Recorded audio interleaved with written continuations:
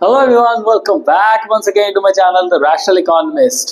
Business study class 11 का chapter business services जिसमें हम बैंकिंग सर्विसेज को कंप्लीट कर चुके थे और आज की इस वीडियो में हम लोग इंश्योरेंस सर्विसेज के बारे में डिटेल में समझेंगे। बहुत सारे इंटरेस्टिंग एग्जांपल फिर से इस वीडियो में भी होने वाले हैं। विदाउट वेस्टिंग टाइम वीडियो शुरू करते हैं। चैनल को सब्सक्राइब कर लेना और बेल आइकन को प्रेस कर लेना ताकि आपको लेटेस्ट वीडियो के नोटिफिकेशन साथ के साथ मिलते रहें। So let's start with the video.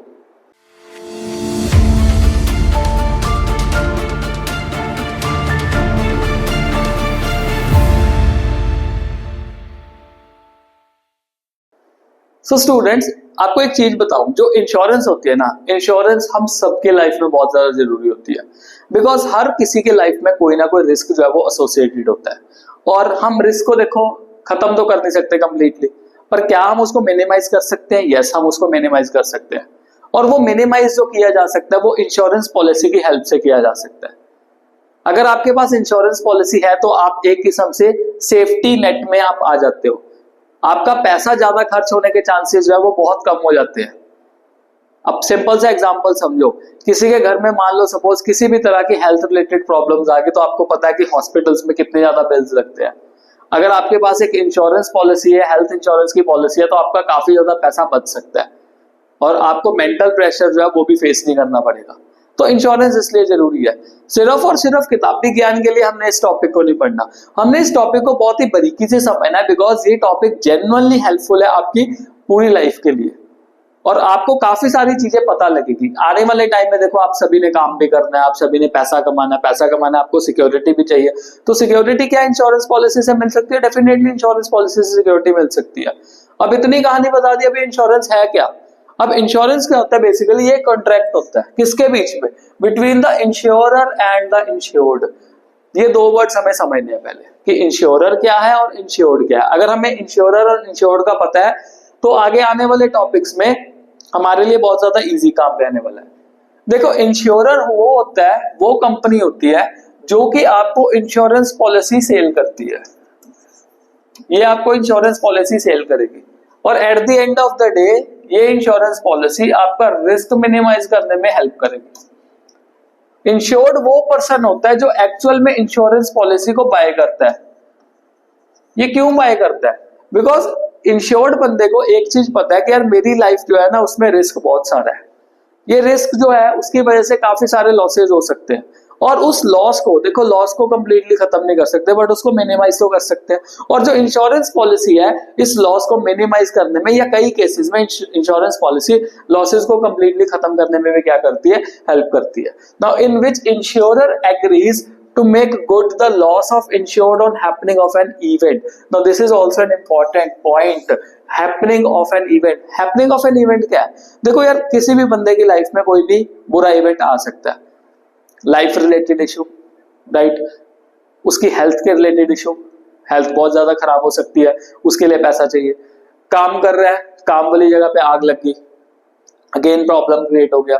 Cargo का शिपमेंट, मतलब शिप का काम है तो पानी में जा रहा है शिप, तो वहां पे अगर नुकसान हो गया तो मतलब कोई भी इवेंट जो हो सकता है किसी भी बंदे की लाइफ में। तो इंश्योरर ये इट मेक श्योर्स कि ऐसा जो रिस्क कोई भी किसी बंदे के साथ हो रहा है उस रिस्क को कम से कम किया जा सके और इसके लिए वो उससे एक पेमेंट लेता है रेगुलर, जिसको क्या कहा जाता है? प्रीमियम। तो प्रीमियम क्या होता है? प्रीमियम एक ऐसा अमाउंट होता है जिसको पे करके ये बंदा, ये मान लो सपोज गियून है, गियून एचडीएफसी लाइफ को क्या करेगा? प्रीमियम की पेमेंट करेगा to buy the insurance policy. अब ये प्रीमियम कैसे पे किया जा सकता है? मंथली भी बेसिस पे किया जा सकता है, क्वार्टरली करा लो, हाफ ईयरली या फिर yearly, what ever the case में भी आप किसी भी तरीके से कर सकते हो, जो भी इंश्योरेंस पॉलिसी के रूल्स एंड रेगुलेशन हो गए उसके बेसिस पे। और ये जो एग्रीमेंट होता है वो रिटन फॉर्म में होता है and it is known as an insurance policy. अगर आपके पास कोई घर में इंश्योरेंस पॉलिसी पड़ी होगी तो आपको इंश्योरेंस पॉलिसी का वो बॉन्ड मिलेगा, वो पेपर मिलेगा, एग्रीमेंट मिल जाएगा। आप उसमें पढ़ सकते हो कि ये सारी चीजें जो इंश्योरेंस पॉलिसी में अवेलेबल है। अभी इंश्योरेंस पॉलिसी ना कुछ प्रिंसिपल्स पे बेस करती है, ऐसे प्रिंसिपल्स जिनके बिना इंश्योरेंस को नहीं किया जा सकता। नाउ सबसे पहला प्रिंसिपल है principle of utmost good faith. Now utmost good faith का मतलब क्या है? अटमोस्ट गुड फेथ में जो इंश्योर्ड है और जो इंश्योरर है वो आपस में एक दूसरे को सभी के सभी मटेरियल फैक्ट्स के बारे में बताएंगे। इंश्योर्ड बंदा बताएगा कि उसको कोई प्रॉब्लम तो नहीं है। जैसे मान लो सपोज कि उन लाइफ इंश्योरेंस की पॉलिसी ले रहा है और लाइफ इंश्योरेंस की पॉलिसी लेने के टाइम पे इसने ये नहीं बताया कि इसको डायबिटीज है, तो भाई क्या इसने जो मटेरियल फैक्टर्स को डिस्क्लोज किया? Answer is no. अब डिस्क्लोज नहीं किया और इन केस इंश्योरेंस बिक गई और कंपनी वालों को पता लग गया यार इस बंदे को डायबिटीज है, तो इंश्योरेंस कंपनी क्या कहेगी? अब नहीं पैसा देना तेरे को मैंने। क्यों नहीं पैसा देना? इस केस में इंश्योरर जो है इस कॉन्ट्रैक्ट को क्या कंसीडर कर सकता है? नल एंड वॉइड कंसीडर कर सकता है। वो कहेगा नहीं मैं क्यों, तूने मेरे को डिस्क्लोज ही नहीं किया पॉइंट को। कोई फैक्ट्री ओनर है, वो फैक्ट्री की फायर इंश्योरेंस कराना चाहता है पर उसने ये नहीं बताया कि उसकी जो वायरिंग है उसकी खस्ता हालत हुई है, बुरे हालात है, वायरिंग चेंज करने वाली है, उससे पहले उसने इंश्योरेंस ले लिया। अब कंपनी वालों को पता लग गया चेकिंग के टाइम पे इसकी वायर्स के बहुत बुरे हालात थे। क्या अब उस फैक्ट्री ओनर को अगर आग लगती है तो क्या इंश्योरेंस का क्लेम मिलेगा? नहीं मिलेगा। तो वही चीज जो है वो क्या बताते हैं एटमोस्ट गुड फेथ में, जो प्रिंसिपल ऑफ इंश्योरेंस है ये वाला, ये जो प्रिंसिपल है जो कॉन्ट्रैक्ट है इंश्योरेंस का, वो फेथ पे बेस करता है। Insured and insurance must disclose all the material fact to each other. हर मटेरियल फैक्ट डिस्क्लोज करना और कुछ भी हाइड नहीं करना। अगर फेलियर किया गया तो कॉन्ट्रैक्ट जो होगा वो वॉइडेबल कंसीडर किया जाएगा by the description of insurer. Insurer सीधा कह देगा मैंने इसका कोई भी पैसा नहीं देना। नेक्स्ट हमारा प्रिंसिपल बहुत ही अच्छा प्रिंसिपल है, that is principle of insurable interest. Now ये इंश्योरेबल इंटरेस्ट क्या है? आप अगर किसी चीज का इंश्योरेंस कराते हो तो आपका उसमें इंटरेस्ट होना चाहिए। अब इसको एक एग्जांपल से समझते हैं। एग्जांपल से ना बहुत ज्यादा इजी हो जाएगा आपके लिए समझना। तो मैडम है, लेट्स से मैडम का नाम है मैडम XYZ, ठीक है। मैडम XYZ ना इस घर में रहती है पर ये घर इसका नहीं है, ये रेंट पे रह रही है यहाँ पे, ओके। अब इसने क्या किया?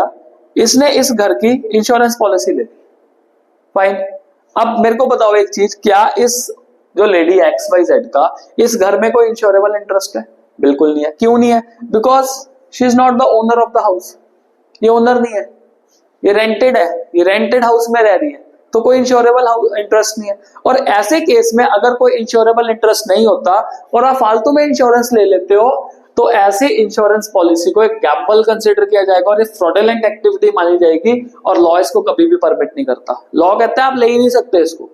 आपका इंश्योरेबल इंटरेस्ट प्रेजेंट होना चाहिए उस चीज पे। अब तीन तरह के इंश्योरेंस के केसेस में आपको इंश्योरेबल इंटरेस्ट की कहानी समझाता हूं कि इंश्योरेबल इंटरेस्ट है क्या एक्चुअल में। इसको ध्यान से समझना बिकॉज हम तीन अलग अलग एग्जांपल्स करेंगे तब आपको आइडिया हो जाएगा कि क्या चीज है। Now in the case of life insurance policy the interest must be present at the time of taking the policy.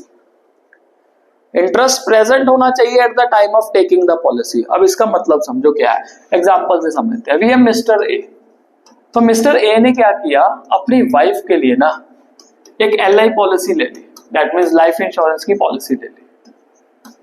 अब मिस्टर ए का उसकी वाइफ में क्या इंश्योरेबल इंटरेस्ट प्रेजेंट है? क्या उसका इंटरेस्ट है उसमें? या डेफिनेटली यार उसकी वाइफ है तो उसका इंटरेस्ट उसी में है। पैसा ए पे कर रहा है, सारा पेमेंट ए की तरफ से जा रहा है, फाइन। उसके बाद क्या हुआ, मिस्टर ए का उसकी वाइफ के साथ डाइवोर्स हो जाता है, ओके।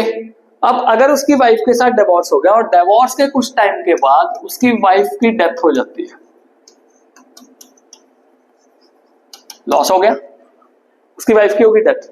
अब क्या मिस्टर ए को इसका पैसा मिलेगा पॉलिसी का? आंसर इज यस, उसको पैसा मिलेगा। क्यों मिलेगा? Because interest must be present at the time of taking the policy.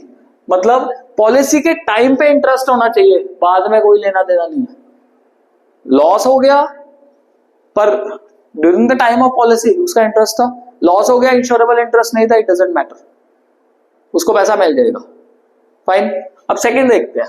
In case of fire insurance policy the interest must be present at the time of taking the policy as well as the time of taking the loss at the time of subject matter का जो loss है। अब इसका क्या हमने example लिया है, तो मिस्टर अर्जुन जो है वो एक वेयर हाउस ओन करते हैं। इन्होंने फायर इंश्योरेंस पॉलिसी ले ली जनवरी में, ओके। मार्च में इन्होंने इस वेयर हाउस को मिस्टर रवि को बेच दिया। अब बताओ मेरे को, जब बेच दिया क्या मिस्टर अर्जुन का इस वेयर हाउस में कोई इंश्योरेबल इंटरेस्ट रहा? Answer is no. क्यों नहीं रहा? बिकॉज अब ये वेयर हाउस किसके नाम पे आ गया? मिस्टर रवि के नाम पे आ गया। अप्रैल में इस वेयर हाउस में आग लग जाती है और ये डिस्ट्रॉय हो जाता है। अब क्या मिस्टर अर्जुन इंश्योरेंस कंपनी को कह सकता है कि यार मैंने इसका इंश्योरेंस कराया हुआ था, मेरे को इसका पैसा दो? आंसर इज नो, नहीं कह सकता, क्योंकि लॉस के टाइम पे इसका कोई भी इंश्योरेबल इंटरेस्ट इसमें नहीं था। ऑल्दो पहले था बट बाद में नहीं था। तो इसमें यही चीज कह रहे हैं कि insurance policy, the interest must be present at the time of taking the policy. ठीक है, during the time of taking the policy इसका इंटरेस्ट था, the policy as well as the time of loss of the subject matter. तो उस time पे तो insurable interest नहीं था। तो दोनों कंडीशंस यहाँ पे फुलफिल होनी चाहिए। ये हो गया हमारा फायर इंश्योरेंस के केस में। अब देखते हैं in all other insurance policy. अब मैं मरीन का एग्जांपल देता हूं। The insurable interest must be present at the time of loss of the subject matter, at the time of loss of the subject matter. Okay, मतलब during the time of taking the policy नहीं है इस case में। अब इसमें during the time of loss of the subject matter, मतलब future की बात आ गई। अब इसमें एग्जांपल लेते हैं। लेट्स से मिस्टर एक्स है। मिस्टर एक्स को लगता है यार उसने एक शिपमेंट खरीदना है, तो जनवरी में ना ये कार्गो इंश्योरेंस जो है वो ले लेता है जनवरी में। ओके, मार्च में ये शिपमेंट लेता है, मार्च में शिपमेंट लेता है, और अप्रैल में क्या होता है, इसका लॉस हो जाता है, कार्गो लॉस हो जाता है।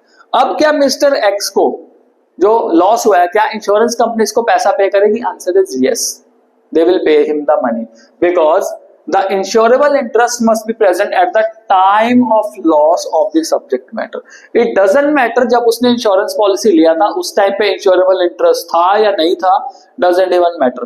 पर जब लॉस होगा, अगर उसने इंश्योरेंस पॉलिसी कराई हुई है तो उसको इसका पैसा जो है वो मिलेगा ही मिलेगा। तो इस केस में मिस्टर एक्स को पैसा जो है वो मिलने वाला है। तो तीन अलग अलग सिनेरियोज है, लाइफ इंश्योरेंस, फायर इंश्योरेंस और मरीन इंश्योरेंस का, बहुत ही ध्यान से समझने वाले हैं।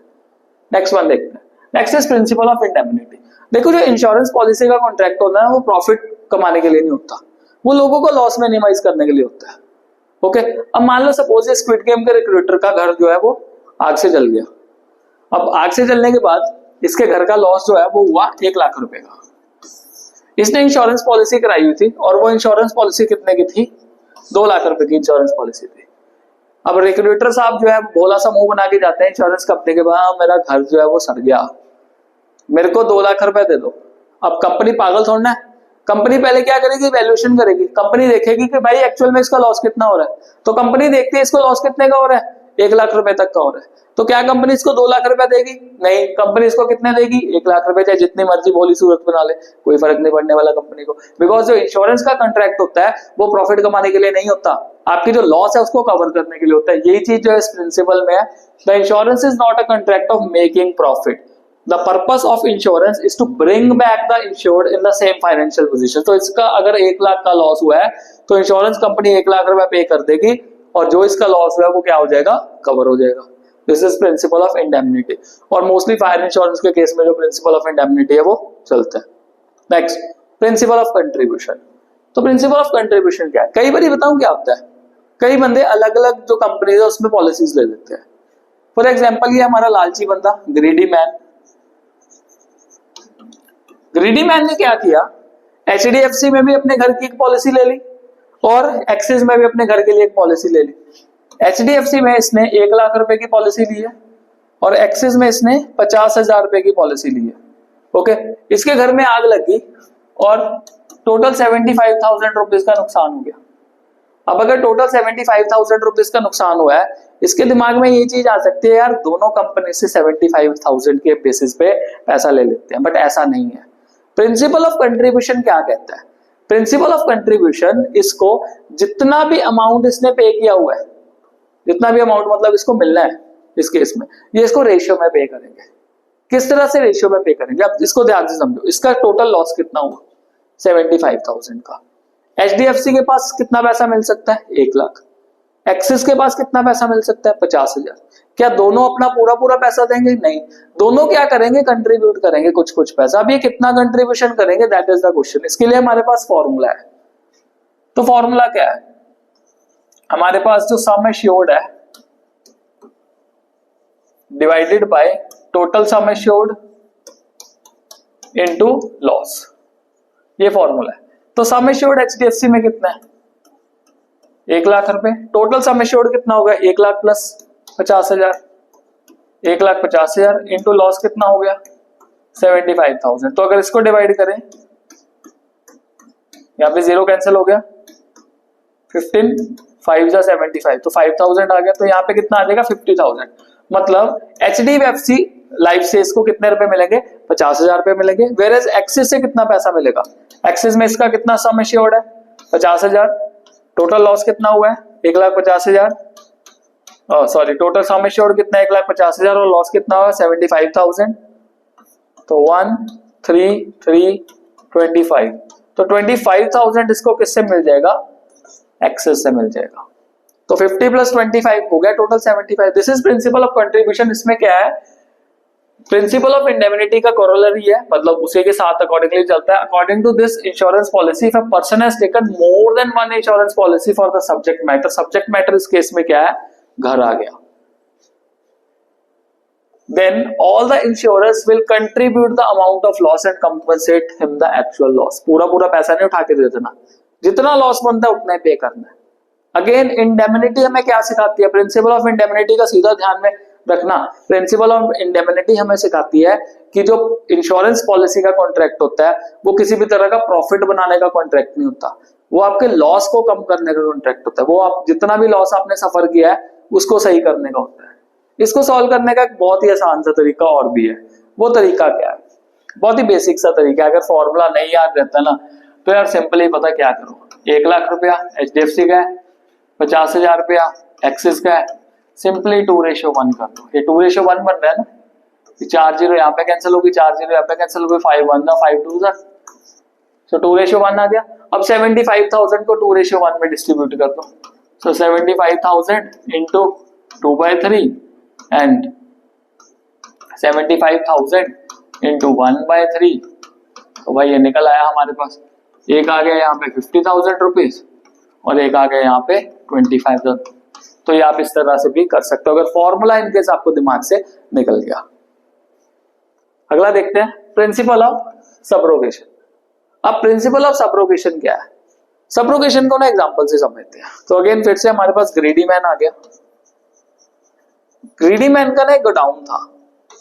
अब गोडाउन में सामान पड़ा हुआ था और जो सामान पड़ा था उससे आग लगी और 1 लाख रुपए का नुकसान हो गया इसका।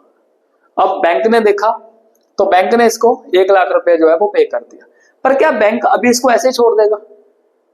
नहीं, बैंक देखेगा कि इसका जो सामान है क्या उसका कुछ वैल्यू बच रहा है। ग्रीडी मैन ने सोचा बैंक ने कुछ नहीं देखना, तो जब इसने अपना सामान निकाला तो उसमें से तकरीबन 10,000 की वैल्यू का सामान ऐसा था जो मार्केट में बिक सकता था।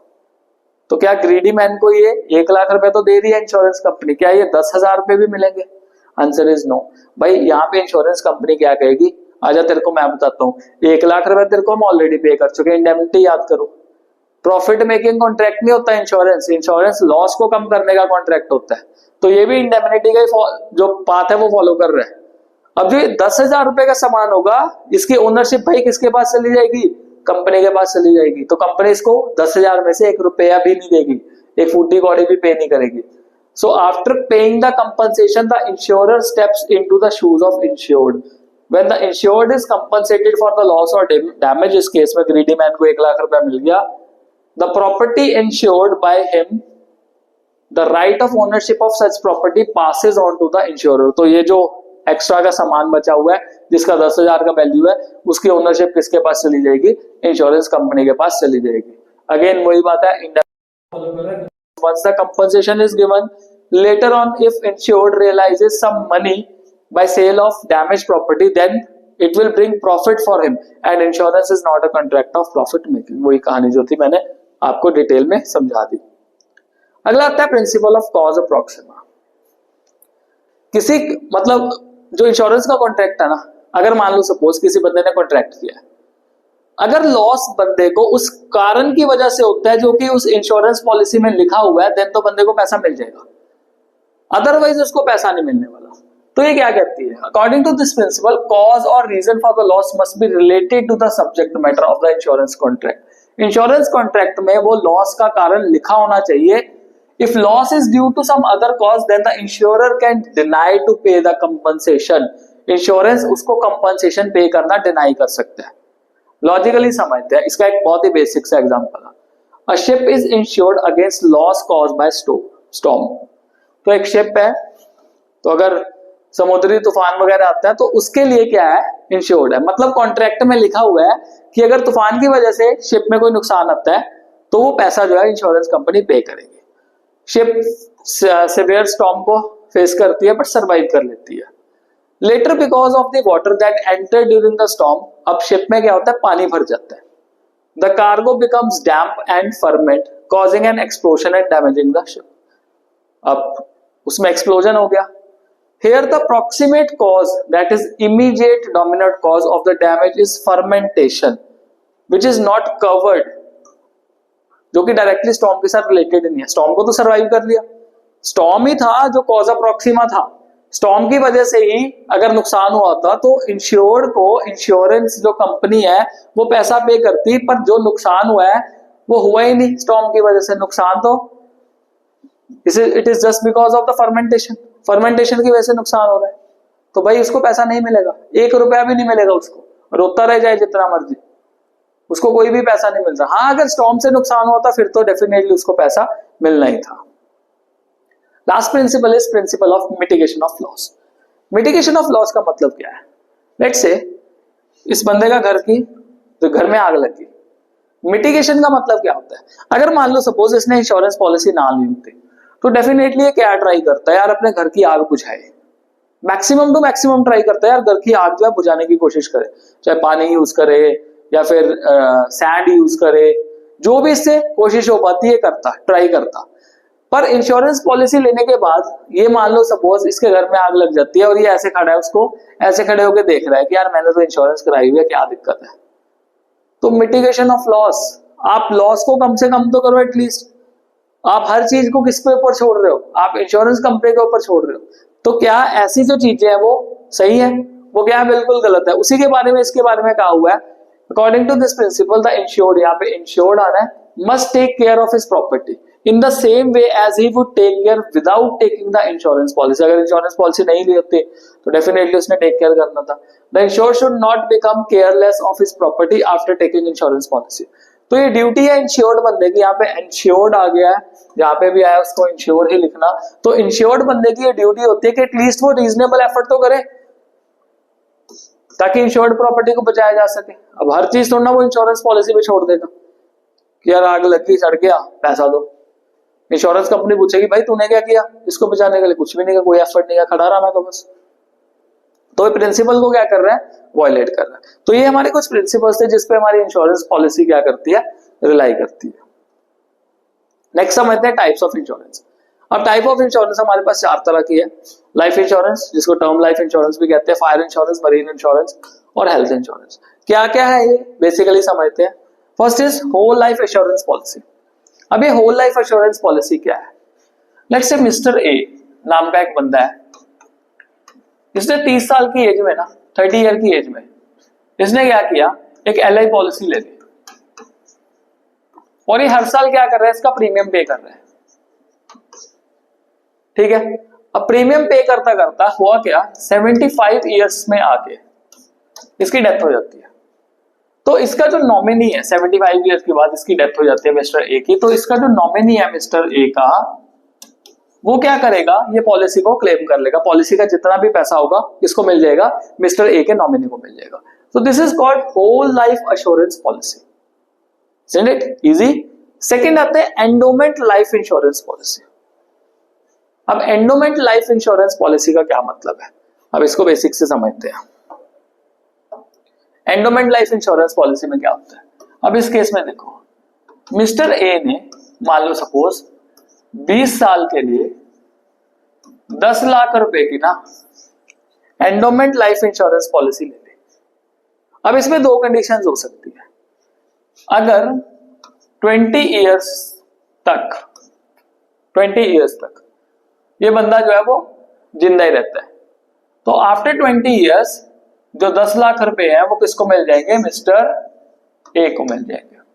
और अगर मान लो सपोज 20 साल से पहले इसकी डेथ हो जाती है तो ये जो 10 लाख रुपया है ये किसको मिल जाएंगे, इसके नॉमिनी को मिल जाएंगे।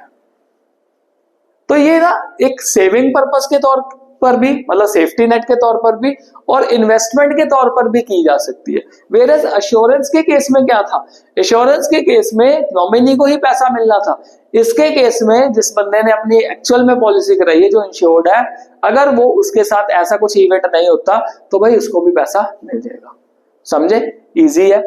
नेक्स्ट वन देखते हैं, फायर इंश्योरेंस की पॉलिसी। तो फायर इंश्योरेंस की पॉलिसी समझने के लिए एक छोटी सी फैक्ट्री का सेटअप देखते हैं। तो मिस्टर बी है, मिस्टर बी की ना फैक्ट्री है।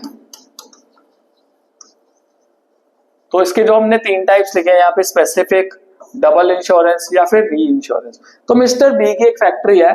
फैक्ट्री में मान लो सपोज 3 फ्लोर्स हैं, फ्लोर 1, 2 एंड 3। अब इसने क्या किया, इस बंदे ने, स्पेसिफिक पॉलिसी की कहानी समझो, इसने सिर्फ और सिर्फ फ्लोर ए का जो पॉलिसी है वो लिया। आग लग जाती है फ्लोर 3 में, तो क्या इंश्योरेंस कंपनी इसको कंपनसेशन पे करेगी? Answer is no. स्पेसिफिक का मतलब होता है उस पर्टिकुलर चीज के लिए इंश्योरेंस लिया जा रहा है और जिस चीज के लिए इंश्योरेंस लिया जा रहा है उसी का क्लेम मिलने वाला है, अदरवाइज क्लेम नहीं मिलने वाला। डबल इंश्योरेंस का केस क्या है?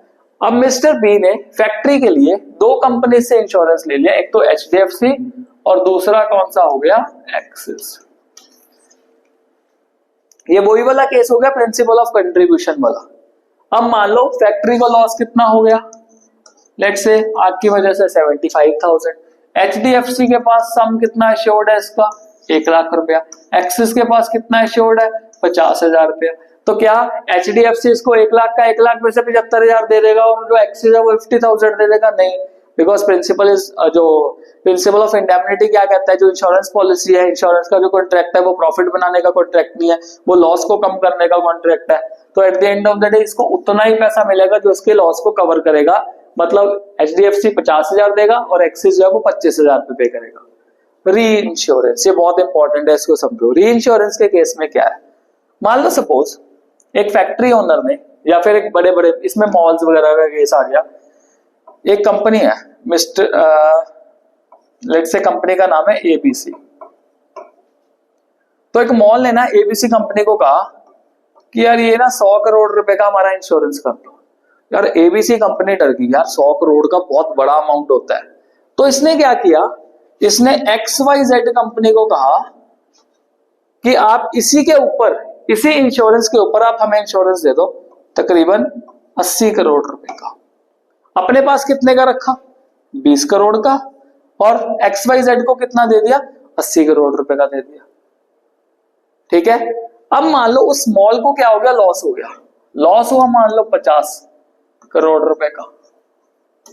अब क्वेश्चन ये आता है कि ABC कितना लॉस पे करेगी और XYZ कितना पे करेगा, दैट इज द क्वेश्चन। तो ये भी रेशियो में होगा।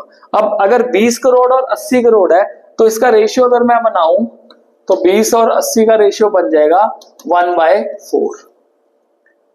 तो 50 करोड़ का अगर लॉस हुआ है तो जो कवर है ABC कितना पे करेगा, ABC पे करेगा 10 करोड़ रुपया और जो XYZ है वो कितना पे करेगा, 40 करोड़ रुपया। मतलब ABC ने बड़ी स्मार्टली अपने रिस्क को क्या कर दिया, आगे डाइवर्सिफाई कर दिया। दिस इज व्हाट री इंश्योरेंस स्टैंड फॉर। नेक्स्ट आता है हमारे पास मरीन इंश्योरेंस। मरीन मतलब समुद्री जहाज वगैरह, जिसमें इसमें कार्गो इंश्योरेंस आता है। कार्गो मतलब सामान, सामान का इंश्योरेंस। मतलब अपने डेस्टिनेशन तक सामान पहुंचने से पहले डिस्ट्रॉय हुआ किसी कंडीशन की वजह से, स्टॉर्म की वजह से हो गया, तो जिस बंदे का कार्गो है, जिस बंदे का सामान है, उस बंदे को क्या मिल जाएगा, इंश्योरेंस का कवर मिल जाएगा। First point. हल इंश्योरेंस, ये हल इंश्योरेंस जो शिप कंपनीज होती है वो कराती है। हल मतलब पूरे के पूरे शिप का इंश्योरेंस करा लिया। स्टॉर्म की वजह से अगर मान लो शिप को नुकसान हो गया तो इंश्योरेंस कंपनी किसको क्लेम दे देगी, जो हल कंपनी है, जो शिप वाली कंपनी है उसको। देन फ्रेट इंश्योरेंस, ये समझो इसमें क्या है, फ्रेट मरीन इंश्योरेंस क्या होता है। अब मान लो मिस्टर ए ने एक शिपिंग कंपनी है जिसका नाम है शिप लिमिटेड। शिप लिमिटेड को कहा कि आप मेरा सामान इंडिया से कनाडा पहुंचा दो, मैं आपको 50 लाख रुपया फ्रेट का दूंगा। ठीक है। तो अब शिप लिमिटेड कंपनी को कितना फ्रेट मिलना है? 50 लाख रुपए। पर मान लो in case at any point of time अगर शिप जो है वो डैमेज हो जाती है और जो मिस्टर ए है उस तक उसका सामान पहुंचता ही नहीं, तो क्या मिस्टर ए 50 लाख रुपए का फ्रेट जो है वो शिप लिमिटेड को क्या पे करेगा? आंसर इज नो, वो नहीं पे करेगा क्योंकि उसका सामान नहीं पहुंचा। अब इसमें 50 लाख रुपए का लॉस किसका हो गया? शिप लिमिटेड कंपनी का। शिप लिमिटेड कंपनी नहीं चाहती कि उसका लॉस हो, तो वो क्या करेगी? वो इंश्योरेंस ले लेगी और ये जो 50 लाख रुपए है वो फ्रेट इंश्योरेंस के बेसिस पे उस शिप लिमिटेड कंपनी को इंश्योरेंस कंपनी से मिल जाएंगे। समझे? तो ये हमारे पास मरीन है। उसके बाद हेल्थ इंश्योरेंस आ गया। हेल्थ इंश्योरेंस बहुत ही बेसिक्स है। तो लाइफ इंश्योरेंस की दो टाइप्स होती हैं, दो टाइप्स ऑफ रिस्क है। Risk of dying too early. Life insurance कोई बंदा क्यों लेगा? उसको लगता है यार जल्दी मर जाएगा, जल्दी मर जाएगा तो फैमिली क्या करेगी? उसकी फैमिली का भी तो टेक केयर करना है, तो फैमिली के टेक केयर करने के लिए पैसा भी चाहिए। तो वो बंदा पहले से ही अपने टर्म लाइफ इंश्योरेंस के प्लान ले लेता है कि यार अगर इन केस उसको जल्दी कुछ हो जाता है तो भाई बाद में उसकी फैमिली जो है वो प्रॉब्लम फेस ना करे। या फिर risk of dying too late. बंदा जो है बहुत ही बुढ़ापे तक चलता है। बुढ़ापे में काम क्या होगा? देयर आर एक्सेप्शनल केसेस जो बुढ़ापे में भी काम कर रहे हैं, बट बुढ़ापे में बॉडी स्लो हो जाएगी, कितने देर तक काम करेंगे? तो अगर वो लेट मर रहा है तो काम नहीं होगा, काम नहीं होगा तो कहीं ना कहीं उसको सेफ्टी जो है वो चाहिए। अब जो लाइफ इंश्योरेंस का कॉन्ट्रैक्ट है, it is a contract of utmost good faith. अगर कोई लाइफ इंश्योरेंस की पॉलिसी ले रहा है तो उसको सारी की सारी टर्म्स अपनी बतानी पड़ेंगी, उसको सारे के सारे चीजें जो है वो डिस्क्लोज करनी पड़ेंगी।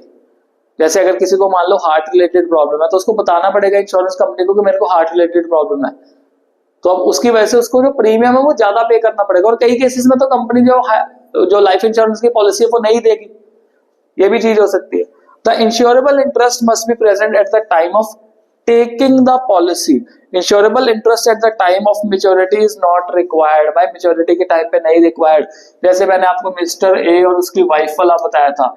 मिस्टर ए ने अपनी वाइफ के लिए पॉलिसी ले ली, जस्ट टाइम पॉलिसी ली, उसका इंश्योरेबल इंटरेस्ट था उसमें, पर वाइफ के साथ हो गया उसकी कट्टी, डाइवोर्स हो गया उसका। अब डाइवोर्स हुआ तब तो इंश्योरेबल इंटरेस्ट नहीं रहा, मेच्योरिटी से पहले डाइवोर्स हो गया। पॉलिसी किसने ली थी? मिस्टर ए ने ली थी। अब मिस्टर ए की जो वाइफ है उसकी अनफॉर्चुनेटली होगी डेथ, मर गई वो। अब क्या मिस्टर ए को उसका पैसा मिलेगा मेच्योरिटी के टाइम पे? यस मिलेगा, because insurable interest eight the time of maturity is not required इस केस में। Now the principal of indemnity, contribution and subrogation are not applicable on life insurance policy। ये तीनों के तीनों फायर इंश्योरेंस पे applicable होंगे, fire insurance पर applicable. जिस बंदे ने भाई जितने मर्जी लाइफ इंश्योरेंस के पॉलिसी अलग अलग कंपनी में कराए हो तो अलग अलग कंपनी सारा का सारा पैसा पे करेगी। फॉर एग्जाम्पल इस भाई साहब ने HDFC में भी लाइफ इंश्योरेंस की पॉलिसी करा ली, एक्सिस में भी करा ली, या फिर मान लो टाटा में भी करा ली। तो अगर इसकी डेथ हो जाती है तो भाई इसकी डेथ के टाइम पे HDFC भी इसको पूरा पैसा पे करेगी, एक्सिस भी पूरा पैसा पे करेगी और टाटा भी पूरा पैसा पे करेगी। ऐसा नहीं है जैसे वो आग लगने वाले केस में होता है कि कंट्रीब्यूशन करना है। लाइफ इंश्योरेंस के केस में ऐसा नहीं है, बिकॉज लाइफ इंश्योरेंस कराने के टाइम पे वो एक इन्वेस्टमेंट का पर्पस भी देखते हैं। तो ये लाइफ इंश्योरेंस के हो गए कुछ पॉइंट्स। आगे समझते हैं फायर इंश्योरेंस के बारे में। फायर इंश्योरेंस में क्या होता है? It provides protection against loss or damage by fire, lightning and explosion. Fire remains actual fire and ignition and it should be accidental, not intentional। खुद नहीं लगा देनी आग कि पॉलिसी की हुई है लगा दो आग, पॉलिसी वाले पैसा दे ही देंगे। पॉलिसी वाले पागल नहीं होते, वो चेकिंग करेंगे। Fire policy covers loss through fire caused by right. अगर मान लो सपोज कोई दंगे वगैरह हो जाते हैं, सिविल स्ट्राइफ, लोग पागल हो गए, जैसे कि मान लो सपोज ये चलता ही रहता है ना, दंगे हो गए, दंगे फसाद हो गए, रिबेलियन हो गया, कोई आर्म रिबेलियन हो गया, ये फॉरेन एनिमी ने, जैसे अब मान लो पाकिस्तान वगैरह अटैक कर दे तो उस केस में। तो अब इसके एलिमेंट्स की बात करें, insurable interest must be present at the time of taking policy as well as the time of loss. तो वो याद करो अर्जुन और रवि वाला एग्जांपल जो हमने पढ़ा था। अर्जुन ने पॉलिसी तो ले ली, अब अर्जुन ने क्या किया था इस केस में? अर्जुन ने जनवरी में पॉलिसी ले ली कि उसका वेयर हाउस है, मार्च में उसने वेयर हाउस किसको बेच दिया? रवि को बेच दिया। अब मेरे को बताओ, जब उसने पॉलिसी ली थी उस टाइम पे उसका इंश्योरेबल इंटरेस्ट प्रेजेंट था, उस वेयर हाउस में, उसके जो सब्जेक्ट मैटर था उस पर इंश्योरेबल इंटरेस्ट उसका था, पर मार्च में उसने किसको बेच दिया, रवि को बेच दिया। क्या अब उसका वेयर हाउस पे कोई रोल रहा? Answer is no. क्या अब उसका वेयर हाउस पे कोई इंश्योरेबल इंटरेस्ट है? Answer is no. Doesn't even matter, उसकी पॉलिसी पड़ी है तो पड़ी रहने दो। अप्रैल में आग लग गई वेयर हाउस को, तो क्या मिस्टर अर्जुन जो है वो क्लेम कर सकता है इंश्योरेंस कंपनी से, देखो मेरे पास इंश्योरेंस कंपनी है, मेरे को पैसा दे दो? नहीं कर सकता। क्यों नहीं कर सकता? क्योंकि भाई तेरा इंश्योरेबल इंटरेस्ट ही नहीं रहा इसमें। It is a contract of utmost good faith, बताना है कि अगर वेयर हाउस में अगर तुम इंश्योरेंस कराना चाहते हो, क्या उसकी वायरिंग वगैरह ठीक की हुई है, नहीं की। Principal of indemnity is strictly followed, जितना लॉस हुआ है उतना ही पेमेंट करना है। अगर लॉस से ज्यादा अमाउंट हुआ, जैसे वो याद करो रिक्रूटर वाला पॉइंट, भोली सी सूरत आंखों में मस्ती, इस तरह से करके कहता है 2 लाख का लॉस दे दो मेरे को, लॉस एक्चुअल में 1 लाख का हुआ, तो इंडेमनिटी का प्रिंसिपल फॉलो करना है। The doctrine of cause Proxima is also strictly followed. जो कॉज जो है इंश्योरेंस पॉलिसी में मेंशन होगा, अगर उस कॉज की वजह से कोई नुकसान हुआ है तो तब आपको पैसा मिलेगा, अदरवाइज पैसा नहीं मिलेगा। ये भी पॉइंट इंपॉर्टेंट है। मरीन इंश्योरेंस, मरीन इंश्योरेंस के केस में क्या होता है, ये एक ऐसा कॉन्ट्रैक्ट है बिटवीन इंश्योर्ड एंड इंश्योरर। जो इंश्योर्ड है may be a cargo owner और अ शिप ओनर और freight receiver, the insurer is known as underwriter, जो मतलब एक्चुअल में इंश्योरेंस दे रहा है आपको। The insured pays a particular sum which is called premium. Premium यार सभी में पे करना है, प्रीमियम ऐसा नहीं है कि आपने पे ही नहीं करना, प्रीमियम आपको पे करना पड़ेगा। कुछ पैसा पे करोगे तभी बदले में कुछ रिस्पॉन्स मिल सकता है। In exchange for an undertaking from the insurer to indemnify the insured against the loss of damage caused by sea perils. ये सी पैरल्स कोई भी हो सकता है, सी स्टॉर्म हो सकता है, या फिर मान लो सपोज समुद्री लुटेरे आ सकते हैं, तो वो भी एक किस्म का क्या आता है, लॉस होता है। एलिमेंट्स क्या है, the insurable interest must be present at the time of loss. तो इंश्योरेबल इंटरेस्ट लॉस के टाइम पे हो। इसके लिए हमने एक एग्जांपल किया था, मिस्टर ए ने जनवरी में सोचा कि इसको एक शिपमेंट खरीदनी है, तो उसने इंश्योरेंस ले लिया उसका जनवरी में। मार्च में उसने शिपमेंट खरीदा, तो बताओ जब जनवरी में उसने शिपमेंट लेने की सोची थी और उसने इंश्योरेंस ले लिया, तो क्या उस टाइम पे उसका इंश्योरेबल इंटरेस्ट था? अभी तो सोच रहे हैं ना, बट फिर भी उसने क्या ले लिया, इंश्योरेंस पॉलिसी ले लिया, मार्च में खरीदी। अब इंश्योरेबल इंटरेस्ट कब आया, मार्च में आया, और लॉस कब हुआ उसका, अप्रैल में हुआ। तो अप्रैल के टाइम तक उसने जो पॉलिसी थी वो खरीदी हुई थी, जनवरी में खरीद ली थी, तो interest must be present at the time of loss. तो लॉस के टाइम पे क्या उसका इंटरेस्ट था, आंसर इज यस, उसका इंटरेस्ट था। Now again it is a contract of utmost good faith, आपको सारे मटेरियल फैक्ट्स को डिस्क्लोज करना है। प्रिंसिपल ऑफ इंडेमनिटी इसमें भी फॉलो किया जाएगा, जितना लॉस है उतना ही मिलेगा, लॉस से ऊपर नहीं आप एक्सपेक्ट कर सकते। इंश्योरेंस एक कॉन्ट्रैक्ट नहीं है प्रॉफिट कमाने का। Now doctrine of cause proxima is also strictly followed, इसका हम एक एग्जांपल ऑलरेडी जो है डिटेल में समझ चुके हैं। तो ये था हमारा marine insurance. Last one is health insurance. अब हेल्थ इंश्योरेंस क्या है, ऐसा इंश्योरेंस जो कि पेमेंट करता है आपके मेडिकल एक्सपेंसेस का इन केस ऑफ इलनेस। यार हेल्थ इंश्योरेंस कराना सबके लिए बहुत ज्यादा जरूरी है, बहुत ज्यादा जरूरी होता है हेल्थ इंश्योरेंस कराना। हेल्थ इंश्योरेंस इसलिए जरूरी है बिकॉज अगर इन केस कोई भी प्रॉब्लम आ जाए किसी को, भाई मैं तो ये कहता हूँ किसी को ऐसी प्रॉब्लम ना आए, बट ऑब्वियसली बात है मैं भगवान नहीं हूं, मेरे पास कोई कंट्रोल नहीं है, क्योंकि हेल्थ इंश्योरेंसेस ना होने की वजह से we have to face a lot of toll. हमारा पैसा जो है कंप्लीटली खत्म हो सकता है, और इतना बुरे तरीके से हमारा पैसा खत्म होता है that we have to suffer for a very long period of time. तो इसलिए माय सजेशन इज दिस कि सभी के पास हेल्थ इंश्योरेंस है वो होना ही चाहिए। डेफिनेटली एक अच्छी कंपनी का हेल्थ इंश्योरेंस आपको खरीदना चाहिए, क्योंकि अगर आपको कोई भी मान लो मेडिकल इशू आता है तो बेसिक मेडिकल एक्सपेंसेस जो वो हेल्थ इंश्योरेंस कवर कर देगी। मेजर मेडिकल इंश्योरेंस एक्सपेंसेस भी कर सकता है। अगर मेजर इलनेस आ गया, कोई क्रिटिकल इलनेस आ गया, हार्ट रिलेटेड प्रॉब्लम आ गई, कैंसर रिलेटेड प्रॉब्लम आ गई, देन किडनीज रिलेटेड प्रॉब्लम आ गई, तो अगर आपके पास इंश्योरेंस है तो मेजर मेडिकल एक्सपेंसेस जो है हेल्थ इंश्योरेंसेस कवर कर सकती है। लॉन्ग टर्म हॉस्पिटलाइजेशन, यार कई बार क्या होता है कि कितने देर तक हॉस्पिटलाइज होना पड़ता है, तो हॉस्पिटल के बिल्स तो पता ही है आपको। गब्बर इज बैक मूवी देख लो एक बार, अक्षय कुमार की, चलो उसमें तो फिक्शनल दिखाया हुआ है, बट जेन्युइनली मैं कह रहा हूँ अगर प्राइवेट हॉस्पिटल्स में ट्रीटमेंट कराना पड़ जाए किसी को तो भाई धजिया उड़ जाती है फाइनेंसिस के। तो इतने देर तक अगर उनको मान लो एडमिट करके रखना, तो कहाँ से पैसा लेके आना है, तो पैसा तो वो इंश्योरेंस कंपनी आपको पे करेगी, तो आपको सपोर्ट मिल जाएगा। मेडिकल सप्लीमेंट्स, दवाइयां भी चलती रहती है, अगर मान लो लॉन्ग टर्म इलनेस है तो दवाइयां चलेंगी, तो उस केस में भी जो है वो हेल्थ इंश्योरेंस आपको हेल्प कर सकता है। एंड डिसेबिलिटी इनकम, अगर मान लो किसी हेल्थ रिलेटेड प्रॉब्लम की वजह से बंदा कंप्लीटली डिसेबल हो गया, अब डिसेबल हो गया तो वो काम पे नहीं जा सकता, काम पे नहीं जाएगा तो at the end of the day पैसा नहीं आएगा। तो ऐसी इंश्योरेंसेस भी होती है कि वो जो पैसा कमा रहा था उस पैसे को कंपनसेट कर देती है by the way of insurance. अगर मान लो सपोज एक बंदा 20,000 रुपए कमा रहा है तो हेल्थ इंश्योरेंस कंपनी इस 20,000 को कवर कर देगी अगर वो बंदा क्या हो गया, डिसेबल हो गया, जिसको क्या कहा जाएगा, डिसेबिलिटी इनकम, अगर उसने प्रीमियम ढंग से पे किया होगा। तो इसी के साथ हमारे जो इंश्योरेंस वाला कंसेप्ट है वो कंप्लीट हुआ। इंश्योरेंस सिर्फ और सिर्फ किताबी ज्ञान नहीं रहना चाहिए, इंश्योरेंस आपको अच्छे से समझना चाहिए, बिकॉज अगर आपको इंश्योरेंस का समझ लगेगा तो आपके लिए बहुत ज्यादा यूजफुल होगा। So with this today's video is over, अगली वीडियो में मिलेंगे, till then stay blessed all.